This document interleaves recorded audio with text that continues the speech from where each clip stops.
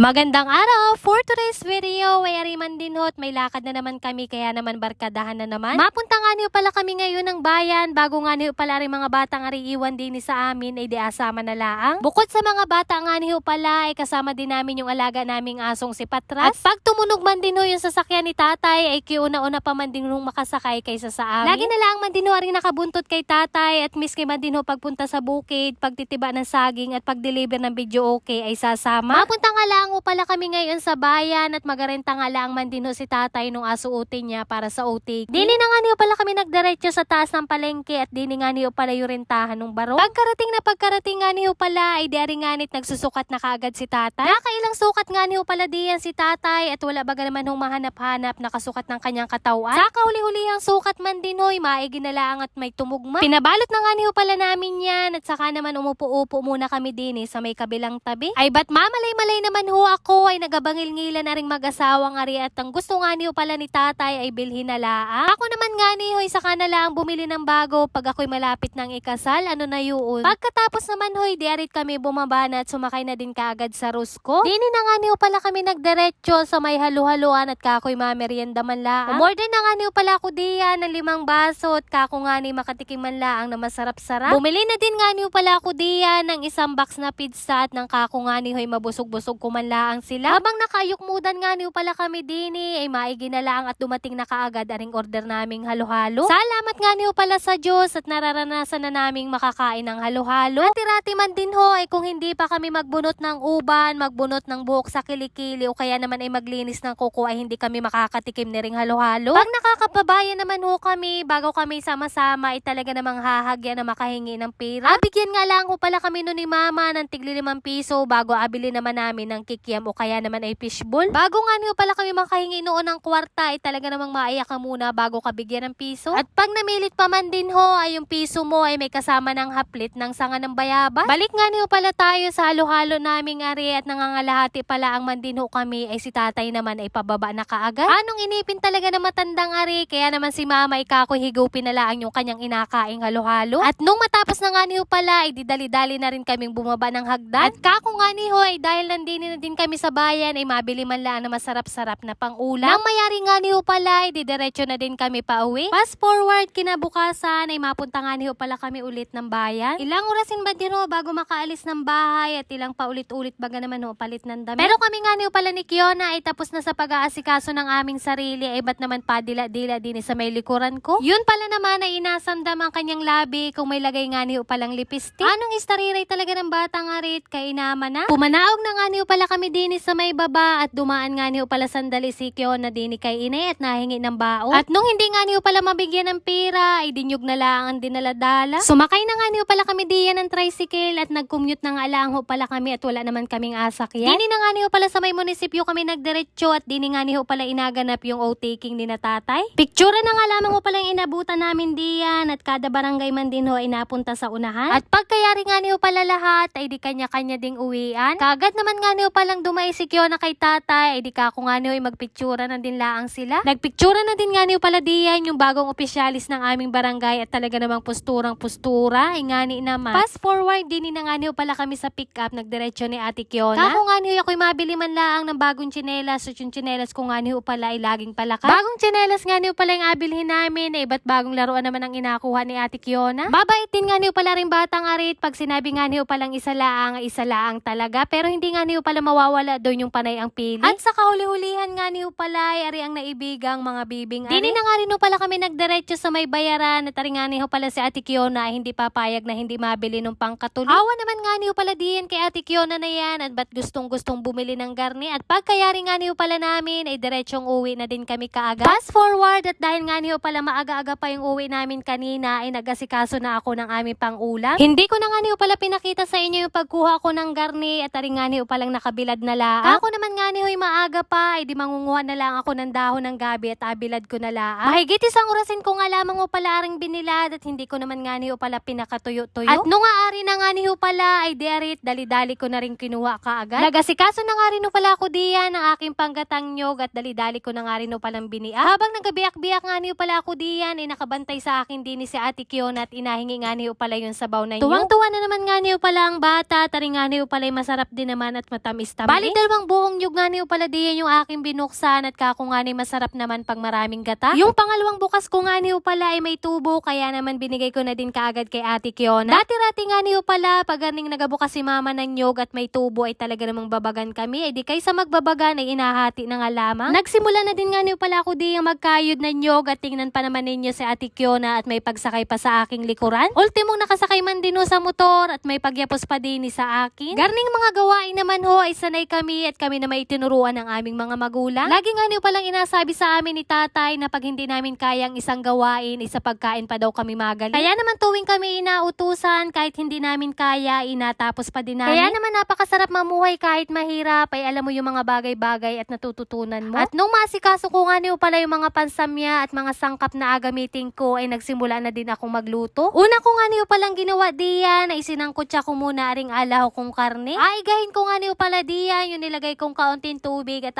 pula-pulahin. Pag naiga na nga niyo pala at garni na nga niyo pala ang kulay, ay alagay ko laan sa may isang tabi at dini ko na nga rin pala agisahin yung sibuyas, bawang at luya. Pag naprito-prito na nga niyo pala yung nilagay kong pansamyay, paglahukin ko na yung karne. Sunod ko naman hong inilagay aring pangalawang gata at aring nga niyo pala magiging tubig nung alagay kong dahon ng gabi. Madali lamang naman ho aring maluto at hindi naman ho arito yung tuyo. Hintayin nga lamang ho pala aring malanta at lumambot ng kaunti. Sunod ko na din nga niyo palang alagay yung kakang gata. At nung malambot na nga niyo pala, ay di arit hinalo-halo ko lang at saka nilagay ko na nga rin ho pala yung kakang gata. Gabing itim nga niyo pala ang tawag din ni sa amin at napakaganda nga niyo pala na ring itanim at pagkakitaan. Isunod ko naman hong ilagay ay aring berdeng sili at nagayat din nga niyo pala ako diyan at naglagay din ng buo. Tamang halang nga lamang ho pala yung nilagay ko diyan at kako nga niyo sa plato ko na lang ako magadagdag ng sili. At pakuluan nga lamang ho pala yan ng kaunti at pag nakuluan naman din ho ay di ayos na. At nung maluto na nga niyo pala ay isinalin ko lang sa bandihado. Naglagay na din nga niyo pala ako diyan sa ibabaw ng mga siling pula. Ako naman nga niyo ay pagkakuha nyo ng ulam ay di dun nyo na lang piratin yung sili sa may plato nyo. Ay di aring nga niyo at luto na ang laing. Naghain na nga rin ho pala ako diyan para kami ay makakain na. Kaya naman thank you Lord sa blessing. Kain po tayo. Kinahaponan naman ho ay nagluto ako ng pansit para nga niyo kako may merienda man laang kami. Nga ngayon nga lang ho pala kami nakakapagluto na ring pansit na talagang napakaraming lahok. At nung una-una nga niyo pala ay nakakapagluto lang kami ng pansit at ang lahok nga niyo pala noon ay sardinas. At pag naluto man din ho ay di ayos na at may meriendahin na. Ay siya, hanggang din na lamang muna ho ang aking video at tatikman ko muna nga niyo pala ari kung pasado nga niyo at pwede na baga namang mag-asawa. At yun lamang for today's video. Maraming salamat sa iyong panonood. God bless.